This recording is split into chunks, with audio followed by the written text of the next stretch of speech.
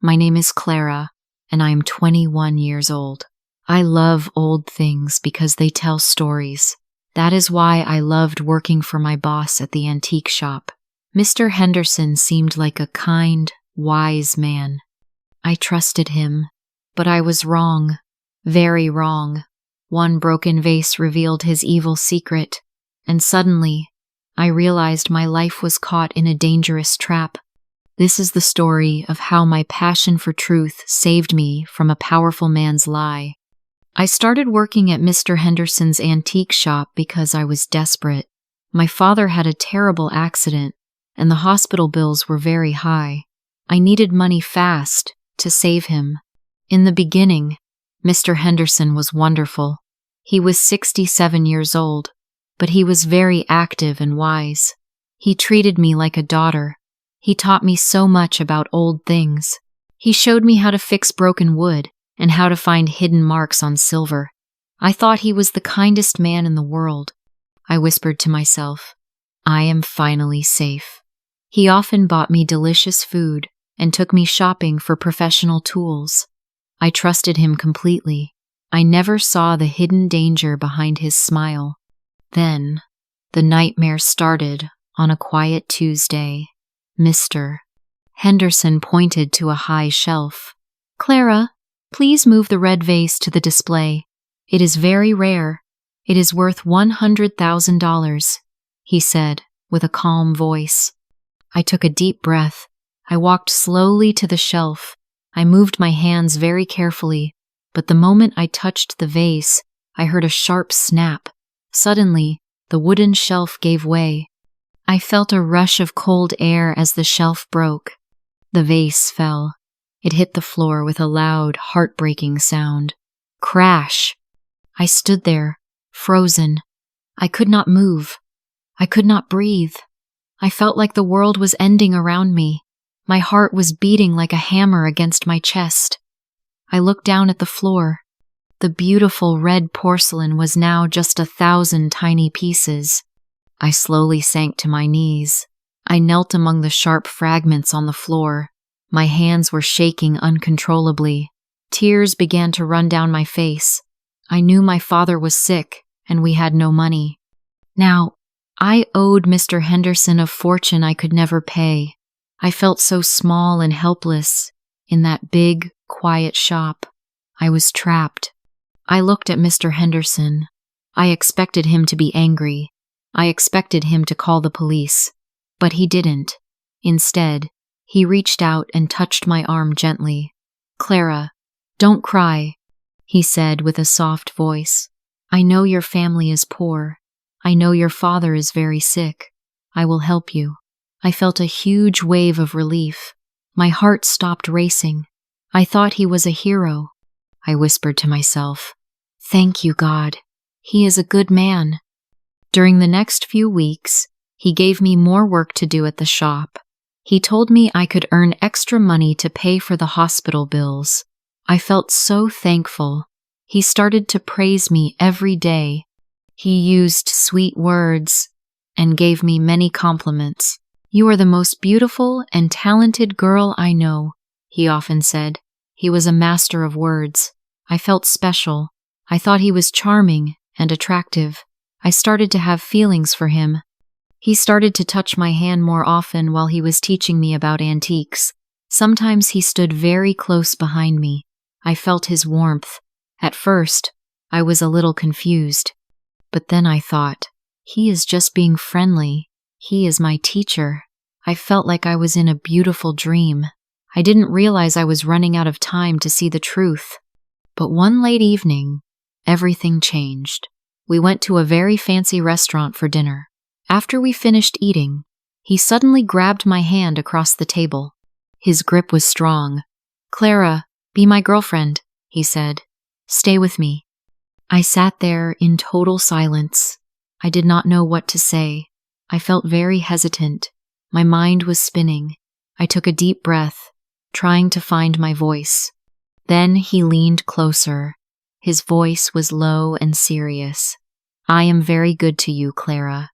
I did not ask for the $100,000 because I care about you. He smiled. but his eyes were cold. "But if you say no, I must have the money back. If you don't pay, you will go to jail. Who will take care of your father then?" I felt a cold fear in my stomach. My hands were shaking under the table. He told me to go home. He gave me exactly 1 day to make a decision. I went back to the shop that night. I sat in my small workroom. I looked at the broken pieces of the red vase. I was trying to glue the fragments together, but they didn't fit. The room was very quiet. I took a deep sigh. I felt so alone.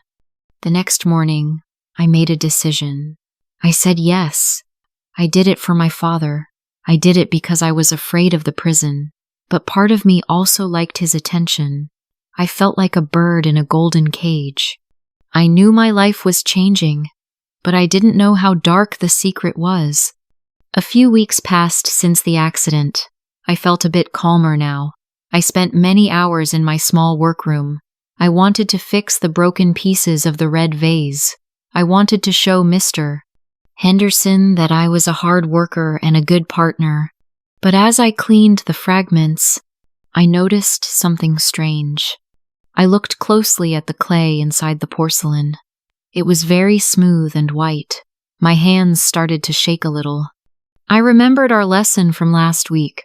Mr. Henderson taught me how to identify 18th century ceramics. He showed me that real antique clay has small imperfections and a specific texture. I whispered to myself, "This clay is wrong." I looked at the broken pieces under a magnifying glass. Then I found it, hidden deep under the red glaze. There was a tiny mark. It was a modern factory stamp. My heart began to beat very fast.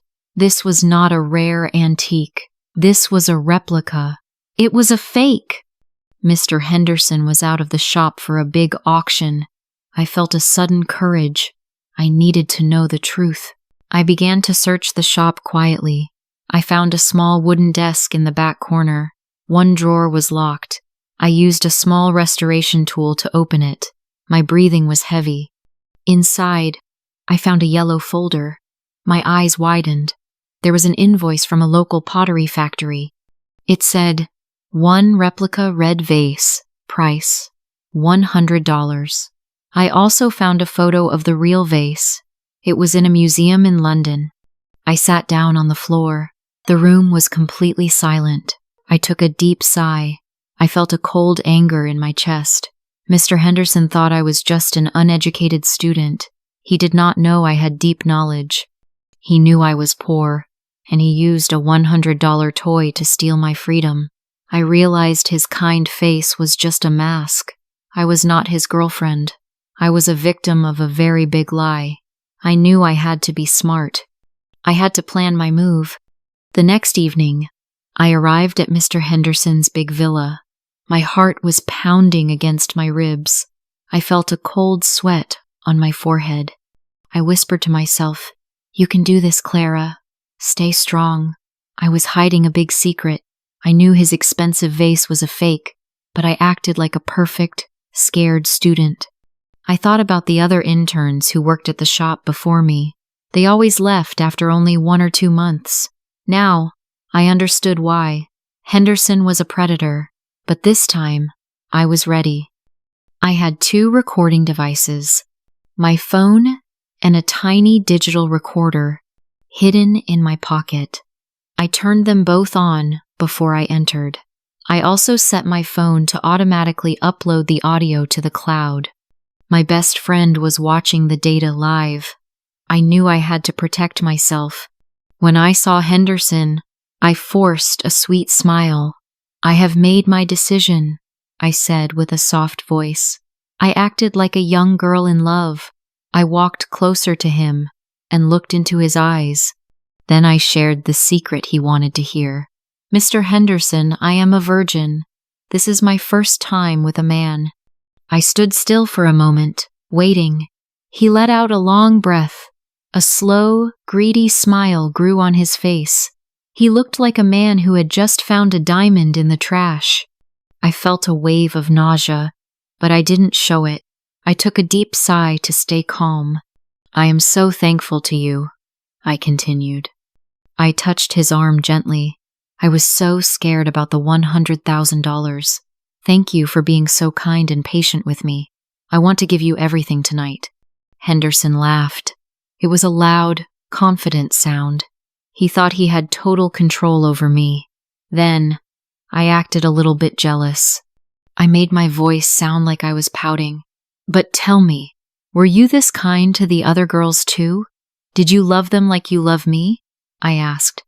I was waiting for him to brag about his evil game. I knew the truth was coming.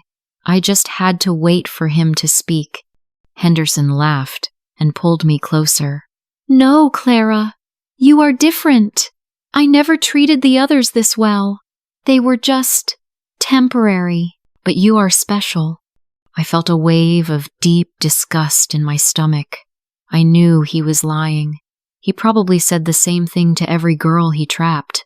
I whispered to myself, "Your sick game ends tonight." I forced a smile and looked at him.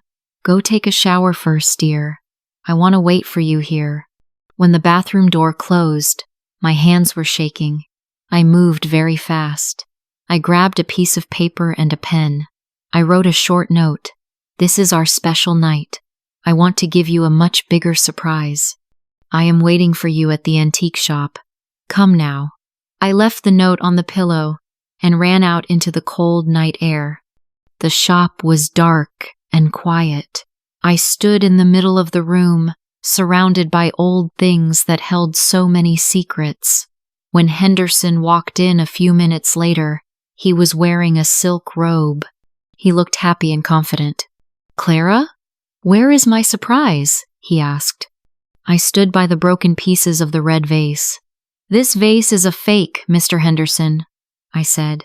My voice was loud and cold. He stopped moving. His face turned pale in the moonlight. "It is a $100 replica. You planned the accident to steal my freedom. You are a liar and a monster." He stood frozen for a long moment. I took a deep sigh to let the silence sink in. My heart was steady now. "I recorded every word you said tonight, Henderson," I continued. "The files are already saved in the cloud. My best friend has them. If I disappear, the police get everything." Suddenly, his kind mask was gone. He laughed, but it was an evil, sharp sound. "You are smart, Clara. Much smarter than the others," he said. His eyes were like ice. "But listen to me. I am powerful. If you tell anyone, I will destroy your career. You will never work in this city again. Stay quiet and obey me, or you will have nothing." I looked him in the eye. "I have enough evidence to destroy you," I said firmly. Henderson's face turned white, and his hands began to shake. He was terrified. A famous dealer selling fakes? He would lose his reputation and his wealth forever. He quickly wrote a large check for compensation to buy my silence. I took the money and immediately paid for my father's life-saving surgery. I felt a huge weight lift off my shoulders, but I knew I couldn't stop there. I found a hidden list of former interns in his computer. I realized he had hurt many innocent women before me. I whispered to myself, "Their voices will finally be heard."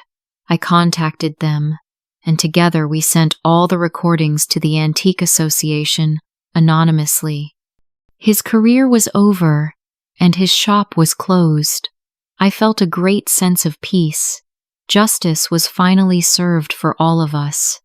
Now, I have my own small restoration shop. It is a peaceful place. I stand by the window, holding a beautiful new vase. I smile as the warm sun shines on my face. I am not afraid of broken things anymore.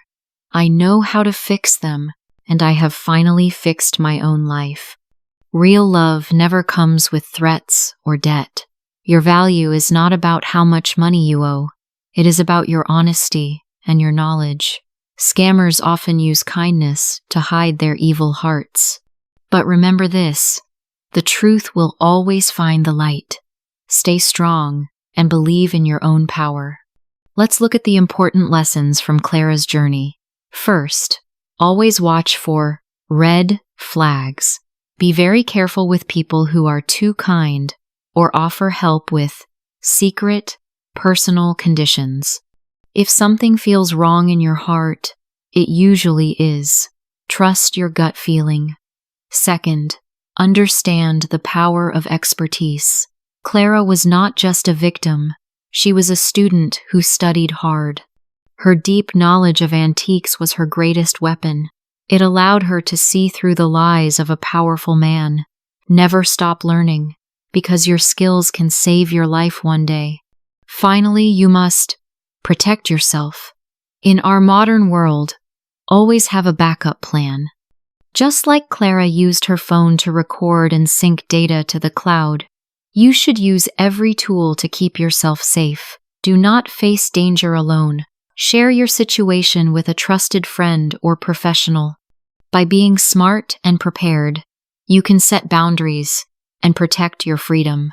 Remember, you have the power to control your own story and your own future. Have you ever met someone who looked kind but had an evil secret? Share your story in the comments or write "Justice for Clara." Press 1 if you think she should have called the police, or 2 if you like how she solved it. Like and subscribe for more English stories. Have a beautiful and safe day.